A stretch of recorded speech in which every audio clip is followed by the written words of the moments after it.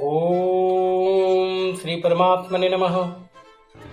नारायणं नमस्कृत्य नरं चैव नरोत्तमं देवीं सरस्वतीं व्यासं ततो जयमुदीरये। भगवान श्री कृष्ण कर्मयोग के संबंध में अर्जुन को बताते हुए यह कहते हैं कि नियतं कुरु कर्म त्वं कर्मजायो हि कर्मणः शरीरयात्रापि च तेन प्रसिद्धेत कर्मणः। हे अर्जुन, तुम नियत जो कर्तव्य कर्म है उसको ही करना उचित है, क्योंकि उससे आपके शरीर का भी निर्वाह होता है, लोक का भी निर्वाह होता है और परलोक का भी निर्वाह होता है। नियत कर्म को ही आगे जा कर के यज्ञ में जीवन के रूप में भगवान बताते हैं कि जो नियत कर्म है, जो आसक्ति रहित होकर के जो कर्म करते हैं, एकाग्रचित होकर के जो कर्म करते हैं, जो एक निश्चय बुद्धि के साथ जो कर्म करते हैं, वह कर्म जो है वह उपासना में बदल जाता है और उस कर्तव्य कर्म से जो है हमारे सारे भवबंधन मुक्त हो जाते हैं, दुखों का नाश हो जाता है और जीवन में पवित्रता, जीवन में दिव्यता, जीवन में सौभाग्य का उदय होता है और परम शांति की प्राप्ति होती है। इसी को आगे बताते हैं वे भगवान श्री कृष्ण गीता के 30वें अध्याय के 9वें श्लोक में कहते हैं, यज्ञार्थात् कर्मणो अन्यत्र लोको वयं कर्म बंधनः तदर्थं कर्म कौन्तेय मुक्त संगः समाचर। स यज्ञः प्रजा सृष्ट्वा पुरोवाच प्रजापतिः अनेन पर्सविश्वध्वमे शुभोस्तविष्ट कामधूक देवान् भाव्यता आनन्ति देवा भावयन्तु वः परस्परं भावयन्तः श्रेयः परम अवाप्स्यथ। श्री भगवान कहते हैं कि यज्ञ के निमित्त किए जाने वाले कर्मों से अतिरिक्त दूसरे कर्मों में लगा हुआ यह मनुष्य समुदाय कर्मों से बंधता है। इसलिए हे अर्जुन, तू आसक्ति से रहित होकर उस यज्ञ के निमित्त ही भली भांति अपने कर्तव्य कर्म को कर। अब इस यज्ञ को क्यों करना है, इसके लिए कहते हैं कि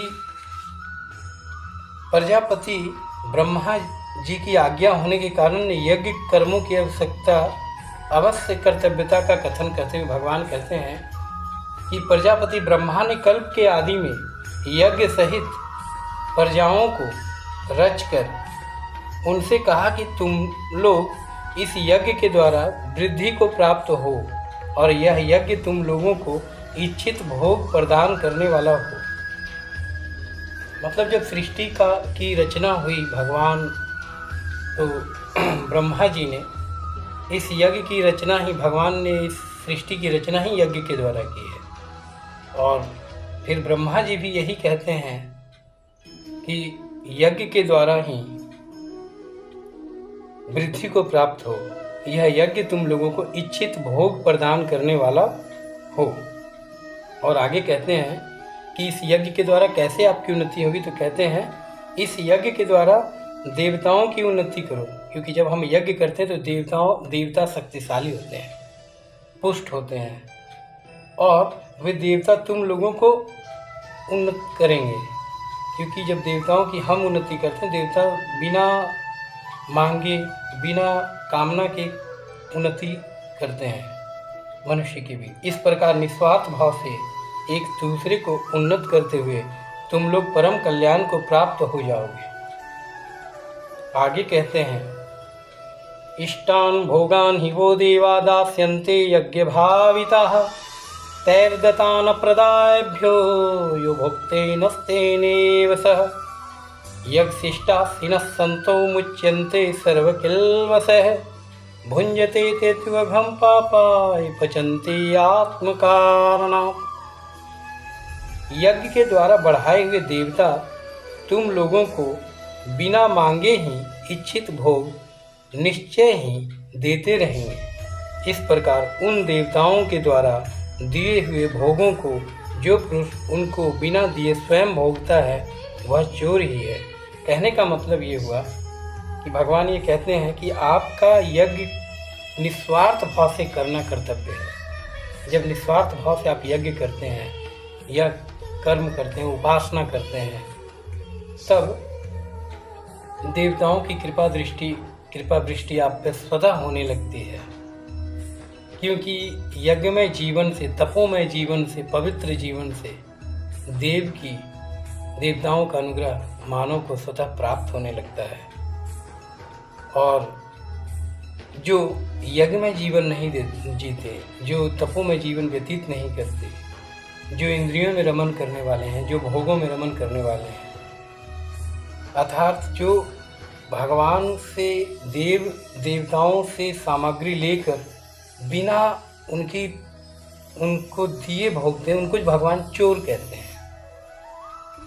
और कहते हैं यज्ञशिष्ट सिनः संतो मुच्यन्ते सर्वकिल्वसः भुंजते ते त्वघं पापाय पचन्ते आत्मकारणात्। यज्ञ से बचे हुए अन्न को खाने वाले श्रेष्ठ पुरुष सब पापों से मुक्त हो जाते हैं। और जो पापी लोग अपना शरीर पोषण करने के लिए ही अन्न पकाते हैं वे तो पाप को ही खाते हैं। एक यज्ञ जो है वो वैदिक यज्ञ है, जिसके बारे में भगवान यहाँ पे कह रहे हैं। लेकिन आगे भगवान श्री कृष्ण 4 अध्याय में यज्ञ की विस्तृत व्याख्या हुआ करते हुए कहेंगे, द्रव्यज्ञा तपो यज्ञा योगयज्ञा तथा परे स्वाध्याय ज्ञान यज्ञश्च यत्यः संसृतव्रता। मतलब जीवन में कोई भी जो सेवा का कार्य है, जो आसक्ति रहित होकर जो कार्य किया जाता है, द्रव्य दान किया जाता है, तप किया जाता है, योग किया जाता है, ध्यान किया जाता है, उपासना किया जाता है, स्वाध्याय किया जाता है, यह सब यज्ञ है, यह सब यज्ञमय है। तो भगवान यहाँ पे कहते हैं कि जो यज्ञ करते हैं, जो तप करते हैं, जो उपासना करते हैं, जो सेवा करते हैं, जो स्वाध्याय करते हैं, जो प्राणायाम करते हैं, इन सबों को जो है प्रसाद रूप में जो फल की जो प्राप्ति होती है वह सब पापों से मुक्त हो जाते हैं। और जो यह यज्ञ में जीवन नहीं व्यतीत करते उनका जीवन पापमय हो जाता है। मतलब शोक, रोग, कष्ट सहजता से ही ये भोग की प्रकृति जो है प्रकृति के साथ अभिन्न होने के बाद भी प्रकृति जो है अभिन्न नहीं हो पाती और वो शोक, रोग, कष्ट, दुख, दारिद्र्य और भी तरह तरह की विकृतियों से घिर जाते हैं। और जिसके कारण वो भव बंधन में पड़ जाते हैं। और इसी को भगवान कहते हैं कि वे पाप को ही खाते हैं, क्योंकि जन्म जन्मांतर के चक्र में चले जाते हैं। आगे भगवान आज के परिवेश में बड़ा सार्थक है यह श्लोक, जिसमें कहते हैं सृष्टि चक्र का वर्णन करके सर्वव्यापी परमेश्वर को यज्ञ रूप साधन में नित्य प्रतिष्ठित बतलाते हुए भगवान कहते हैं कि सृष्टि की रक्षा कैसे होगी। आज तरह तरह की महामारी, भूकंप और भी न जाने कितनी तरह की विकृतियां विश्व युद्ध के कगार पर यह संसार आ खड़ा हुआ है। सृष्टि डगमग डगमग डोल रही है। मानव के यज्ञ में जीवन से ही इसे बचाया जा सकता है, क्योंकि भगवान गीता के 14वें 15वें श्लोक में ये कहते हैं, अन्नाद भवन्ति भूतानि पर्जन्यादान शंभवः यज्ञाद भवति पर्जन्यो यगः कर्म समुद्भवः कर्म ब्रह्मोदवं विद्धि ब्रह्मक्षर समुद्भवम् तस्मात् सर्वगतं ब्रह्मा नित्यं यज्ञे प्रतिष्ठितम्। भगवान श्री कृष्ण कहते हैं कि संपूर्ण प्राणी अन्न से उत्पन्न होते हैं। अन्न की उत्पत्ति वृष्टि से होती है, वृष्टि यज्ञ से होती है, यज्ञ विहित कर्मों से उत्पन्न होने वाला है। मतलब यज्ञ कोई भी सा भी हो, भगवान आगे बताया कि द्रव्य यज्ञ है, तपो यज्ञ है, योग यज्ञ है, स्वाध्याय है, प्राणायाम है, और भी जो कल्याणकारी सेवा का जो भी भाव है, न जाने कितने तरह के इन मन, शरीर, मन, इंद्रियों द्वारा जो श्रेष्ठ कर्म है उसको भगवान ने यज्ञ कहा। इसके साथ ही जो श्रेष्ठतम यज्ञ है वैदिक यज्ञ, जो वेदों में जिसका वर्णन है, तो कहते हैं कि ये जो यज्ञ है विहित कर्मों से उत्पन्न होने वाला, मतलब ये शरीर से ही होने वाला। और कर्म को तुम वेद से उत्पन्न हुआ जान, क्योंकि वेद में ही कर्म का निर्धारण किया गया है कि वेदों और उपनिषदों में ही समस्त कर्मकांड का ज्ञान दिया गया है कि किस तरीके से अपने कर्तव्य कर्म का पालन करना चाहिए। और वेद से उत्पन्न कर्म समुदाय को तू वेद से उत्पन्न और वेद को अविनाशी परमात्मा से उत्पन्न हुआ जान। इससे सिद्ध होता है कि सर्वव्यापी परम अक्षर परमात्मा सदा ही यज्ञ में प्रतिष्ठित है। श्री भगवान कहते हैं कि मैं यज्ञ में ही प्रतिष्ठित हूँ। जब आप यज्ञ को निष्काम भाव से करते हैं, आसक्ति को त्याग कर अपने कर्तव्य कर्म को करते हैं, तो बदले में आपको जो प्राप्त होता है वो परमात्मा तत्व प्राप्त होता है। जैसे जल सर्वत्र रहते हुए भी नल से पीते हैं पानी हम लोग, इतने बड़े समुद्र में भी जल है, नदी में भी जल है, लेकिन जो पीने का स्थान होता है वह नल से ही होता है। इसी तरीके से भगवान कहते हैं कि मेरी जो प्राप्ति है वह यज्ञमय जीवन से ही संभव है, तपोमय जीवन से ही संभव है। स्वाध्याय, तप, योग, ध्यान, उपासना, दान, ऐसे तपोमय जीवन से ही, तपोमय जीवन से तात्पर्य है कि यज्ञमय जीवन से ही जो उसका जो फल होता है वो यज्ञ में भगवान जो है नित्य रूप से प्रतिष्ठित है। और इस यज्ञ से क्या होता है, तो इस यज्ञ से कहते हैं कि सृष्टि की रक्षा होती है।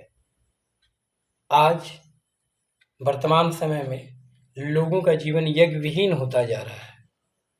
इसी कारण महत्वाकांक्षी अपने अपने स्वार्थों को पूरा करने में, अपने आप को श्रेष्ठतम बनाने के चक्कर में तरह तरह के विनाशकारी अस्त्र शस्त्र तैयार किए जा रहे हैं। अंधाधुंध पेड़ों की कटाई हो रही है, भौतिकता की चरम पर मानव आ खड़ा हुआ है। नतीजा प्रकृति की विकराल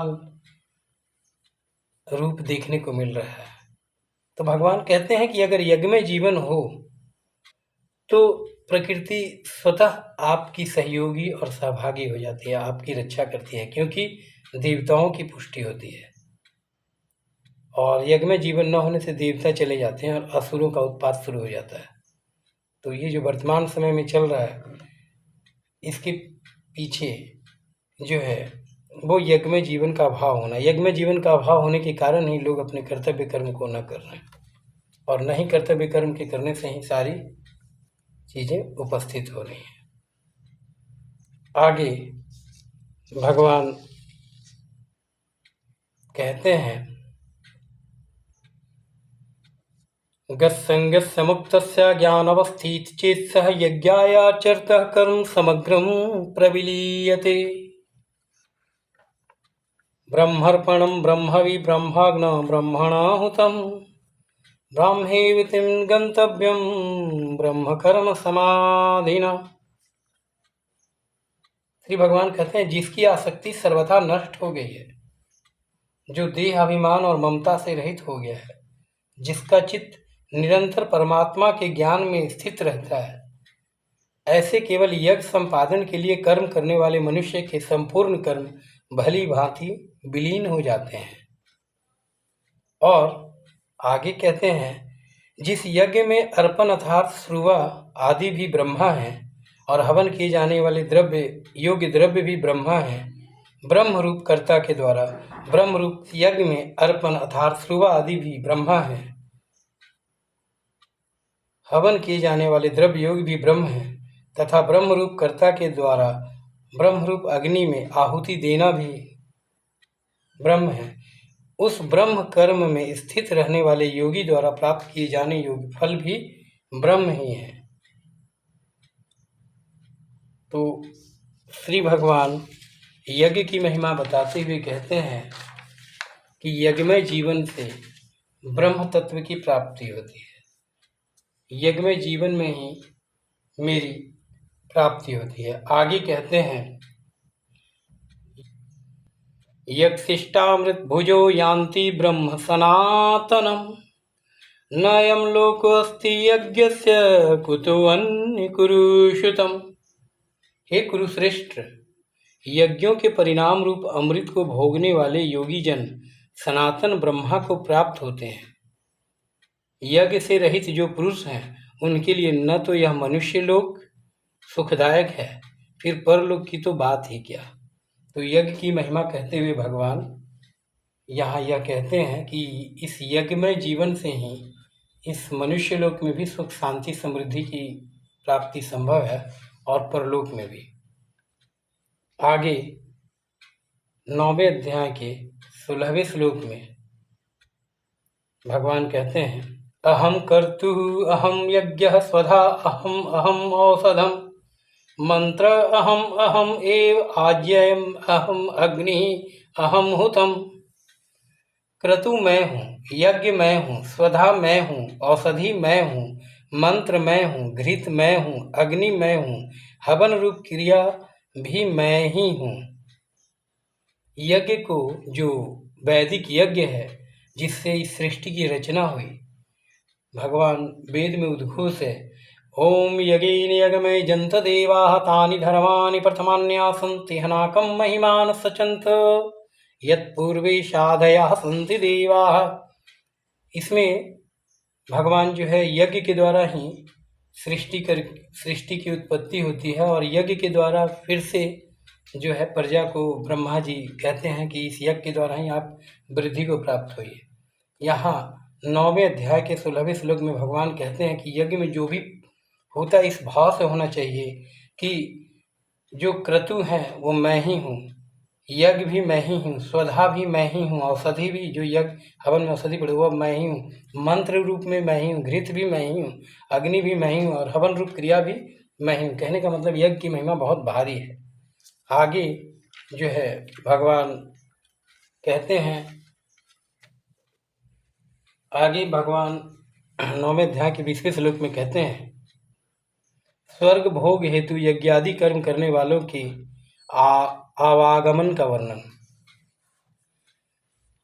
भगवान ने यज्ञ की महिमा बताई, लेकिन जो लोग सकाम भाव से यज्ञ करते हैं तो उसमें भगवान ये कहते हैं, त्रैविधा माम सोमपाः भूत पापः यज्ञेष्टवा सर्वगतिं पार्थ्यन्ते ते पुण्यम आसाध्य सुरेंद्रलोकम अशांति दिव्यान देवी देवभोगान।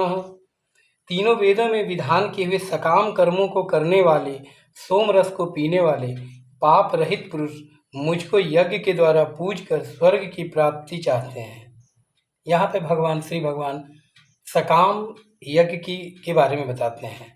वे पुरुष अपने पुण्यों के फल स्वरूप स्वर्गलोक को प्राप्त होकर स्वर्ग में दिव्य देवताओं के भोगों को भोगते हैं। मतलब अगर सकाम भाव से भी यज्ञ किया जाए तो वह भी फलित होता है, पर उसका जो फल होता है वह सीमित होता है, क्योंकि वापस फिर से मानव लोक में आना पड़ता है उसके पुण्य के क्षय होने के बाद। आगे श्री भगवान 17वें अध्याय के 11वें श्लोक में कहते हैं, अफलाकांक्षी विहिर्यज्ञो विधि दृष्टो युज्यते यष्टवै मे वीति मनः समाधाय स सात्विकः। जो शास्त्र विधि से नियत यज्ञ करना ही कर्तव्य है, मतलब सकाम भाव से यज्ञ नहीं करना चाहिए। सकाम भाव से यज्ञ करने पर वह बंधन का कारण बनता है। मतलब सकाम भाव से आपने यज्ञ विधि विधान से किया तब तो ठीक है, आप स्वर्ग लोग जाके लौट के आओ। और अगर विधि से में कोई गड़बड़ी होती है तो उसका पनिशमेंट भी मिलता है, आपने पढ़ा होगा। तो भगवान कहते हैं कि यज्ञ को कैसा करना चाहिए जिसमें जो कि उत्तम है। तो बोलते हैं जो शास्त्र विधि से नियत यज्ञ करना ही कर्तव्य समझ के करना चाहिए, नियत कर्म समझ के करना चाहिए। इस प्रकार मन को समाधान करके फल न चाहने वाले पुरुषों द्वारा, मतलब फल को त्याग करके जो यज्ञ किया जाता है वह सात्विक है। तो इस तरीके से भगवान जो है यज्ञ की महिमा बताते हैं। और अंत में भगवान कहते हैं 18वें अध्याय के 5वें श्लोक में, यज्ञ दान तपः कर्म न त्याज्यम कार्यमेव तत् यज्ञो दानं तपश्च पावनानि मनीषिणाम। हे अर्जुन, यज्ञ दान और तप रूप कर्म त्यागने योग्य नहीं है, वरन यह कर्म तो अवश्य ही करने योग्य है और यह करना परम कर्तव्य है। क्योंकि यज्ञ दान और तप यह तीनों ही मनुष्यों के, ऋषियों के को पवित्र करने वाले हैं। तो 18वें अध्याय के अंत में भगवान निष्कर्ष देते हैं कि यज्ञ दान तप ये तीनों जरूर करना चाहिए। और भगवान ने निष्काम भाव से जो यज्ञ किया जाता है उसको सात्विक यज्ञ कहा। सकाम भाव से जो यज्ञ किया जाता है उसका फल तो है पर वो सीमित फल वाला है। इस तरीके से हम सब देखते हैं कि श्रीमद् भगवद गीता में यज्ञ की, पूरा भगवद गीता यज्ञमय, तपोमय, योगमय और भगवान श्री कृष्ण के स्पंदन से स्पंदित हो रहा है। तो अपने जीवन को यज्ञमय बनाए, तपोमय बनाए, सेवा, स्वाध्याय, संकल्प से आपका जीवन परिपूर्ण हो, इसी भावना के साथ हरिओम तत्सत, हरिओम तत्सत, हरिओम तत्सत।